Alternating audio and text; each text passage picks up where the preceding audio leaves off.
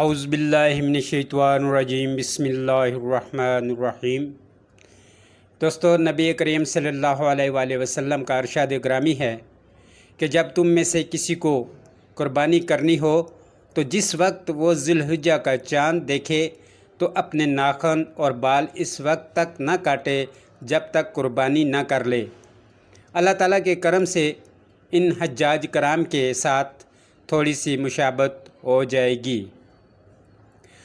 9 ذی الحجہ کا روزہ، یہ دن اتنے فضیلت والے ہیں کہ ان میں ایک روزے کا ثواب کے اعتبار سے 1 سال کے روزوں کے برابر ہے، اور ایک رات کی عبادت شب قدر کی عبادت کے برابر ہے۔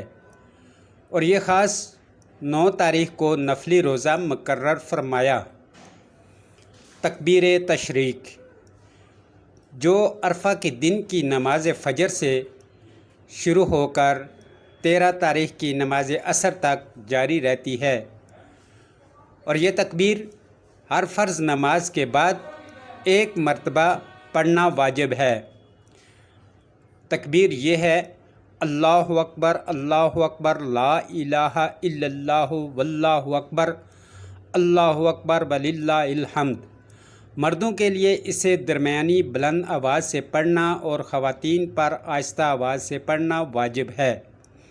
قربانی ان دنوں کا سب سے افضل عمل قربانی کا ہے، جو کہ صرف ذی الحجہ کی 10، 11 اور 12 تاریخوں میں انجام دیا جا سکتا ہے، اور ان کے علاوہ دوسرے اوقات میں آدمی چاہے کتنے جانور ذبح کر لے لیکن قربانی نہیں ہو سکتی۔ دوستو، ویڈیو اگر پسند آئی تو چینل کو سبسکرائب کرنا۔ شکریہ۔ اللہ حافظ۔